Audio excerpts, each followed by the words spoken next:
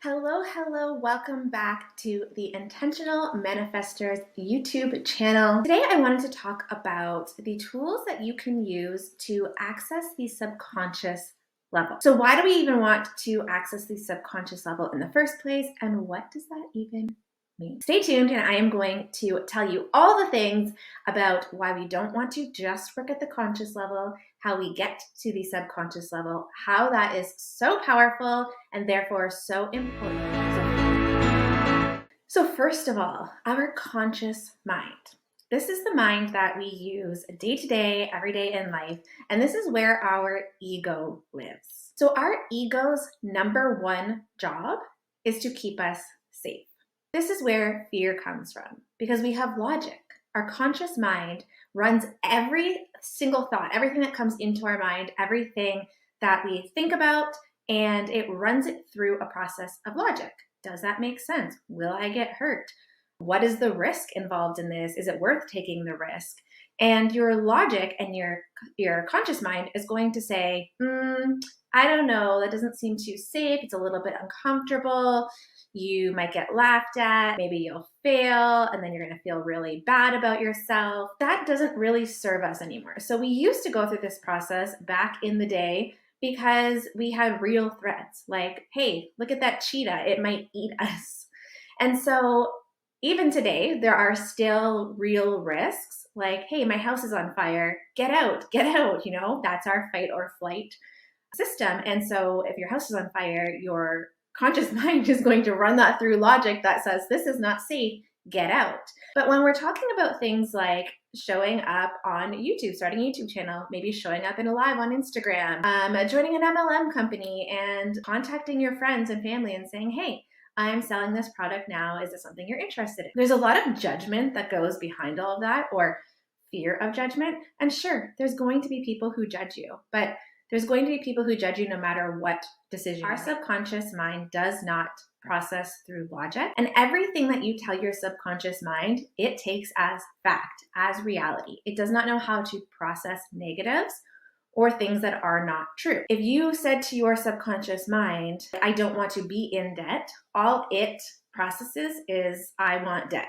Okay, so we're taking out any negatives out of anything we say. The reason that we are able to do things more quickly is because when we're talking positively, our subconscious takes that as fact. I say, I attract money easily, and I tell my subconscious that over and over again because the subconscious mind loves repetition and it doesn't think that that's untrue. It just knows that as true. You've given it something to think about and it takes it as fact. I attract money easily. I attract money easily. I attract money easily. Well, all of a sudden your subconscious mind just thinks that it attracts money easily. Where your conscious mind goes, well, in the past, I haven't really attracted any money, or I'm stuck in this dead-end job, or I'm not making any money right now. I haven't signed any new clients. Your conscious mind is running you through that process of logic.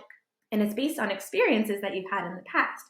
These are where our limiting beliefs come from, experiences and scenarios and things we've been told. What our conscious mind already knows to be true for us based on the history and the patterns of what we've seen. But our subconscious mind doesn't factor or run through any of that. And so when we're working with our subconscious mind, we can make real instant lasting change because we're bypassing all of that. We're bypassing the filter that it needs to go through. So something interesting about the subconscious mind is that when we are between the ages of 0 to 7, we are in a subconscious learning stage. We are not in our conscious mind. Our conscious mind doesn't come into our brains until we are after 7. So between 0 to 7, we don't factor through logic. It's why children, throw tantrums or meltdowns or think that they're going to go down the drain in the bathtub. If you have kids, you may have experienced a moment in their life where they were afraid of taking baths because they literally thought they could go down the drain. And this is actually a common fear. And it's so silly to us as adults because our conscious mind looks at that drain and says, well, I'm bigger than the drain. There's no way that I would fit down the drain. That's impossible. But our subconscious mind doesn't have the logic filter to process that. And so children see water going down the drain and they think, oh my gosh, I might go down the drain. And there's a bunch of other little silly fears. I mean, we call them silly as adults, but they're so real to children because they don't have the logic filter. And so the reason that we take on certain habits so easily in life, like you brush your teeth every day. I hope you brush your teeth every day.